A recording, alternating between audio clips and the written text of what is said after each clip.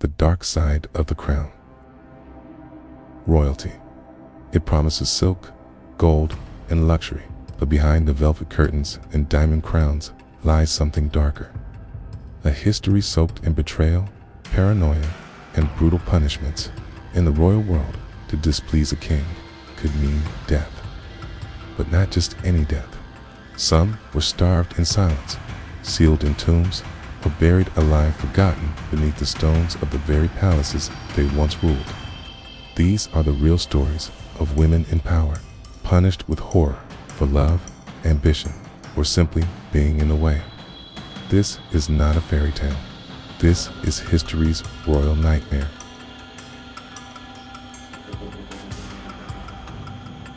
The cursed flower of the Ottoman Empire, Hurriying Sultan. Born Roxolana, she entered the harem of Sultan Suleiman the Magnificent as a slave, but rose to become his legal wife. She was powerful, educated, politically active, and hated by the royal court. Rumors swirled that her enemies in the harem disappeared mysteriously. Some believed buried alive in secret cisterns beneath Topkapi Palace. Her greatest rival, Mahayadaran, was exiled. Others were never seen again. Ambassadors report 1550s. It is said that when the Hasaki Sultan commands silence, she buries it herself. While no direct records survive, Kapai Palace's sealed chambers suggest the terrifying plausibility of these hidden royal executions. Buried with honor, the concubines of the Joseon Dynasty. In 16th century Korea, a concubine was not just a mistress, she was a pawn in royal politics. When a king died, his lesser wives were sometimes forced to follow him into death in what was called sunsang, or accompanying the Lord. Some were poisoned, others buried alive in funeral chambers or clay jars, their screams silenced to preserve the king's honor. One of the most notorious cases involved Lady Gongbin, a consort of King Seongjong. When he died unexpectedly, she and several others were sealed inside a tomb while still alive. Believed to serve him in the afterlife, their lives ended not in rebellion, but in suffocating silence. Loyalty turned lethal.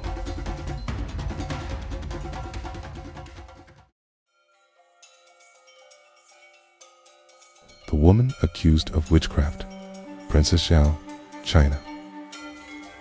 Princess Xiao Fian, during the Han Dynasty, was accused of witchcraft and treason, two charges often used to eliminate powerful women.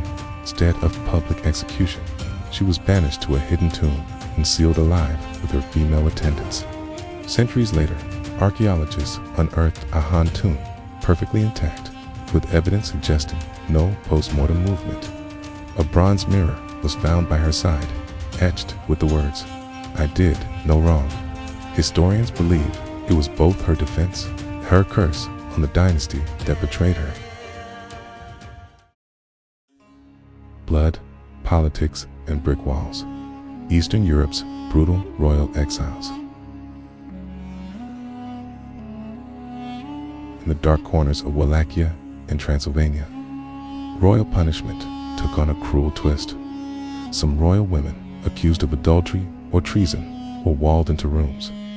The bricks laid one by one as they screamed. Queen Anka of Moldavia was rumored to be buried in such a way. The 1500s, after being caught conspiring with foreign diplomats, her chamber was sealed, her name scratched from all royal records, almost as if she never existed. Folklore says her ghost still scratches at the stone beneath Suceava Fortress. Europe's missing women. Fact or fiction? In medieval Europe, the preferred punishment for women of high birth was not execution, but disappearance. The Tower of London is filled with ghost stories of women said to be bricked alive in its walls. The nameless countess, never seen again after a trial for sorcery. Lady Eleanor Cabome, accused of necromancy, was imprisoned in isolation for decades.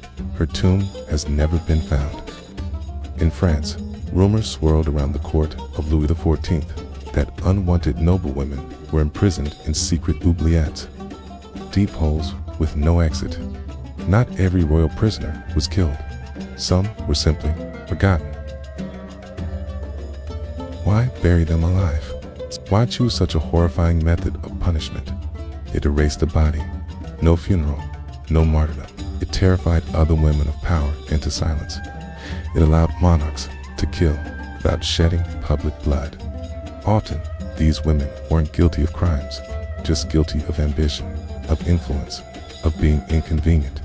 Their silence served a purpose: to remind others what happens when a woman gets too close to the throne. They were royal by blood, but erased by fear. They once walked palaces, but died alone, unheard, buried beneath the power they once touched. Centuries later, their names resurface, their graves unearthed, their stories remembered, not as whispers in palace halls, but as warnings from the grave. I did no wrong. I was loyal, I was powerful, and punished. These are not just ghost stories. These are history's buried truths. Like, share, and subscribe for more twisted truths from royal history. Comment below. Which of these stories shocked you the most?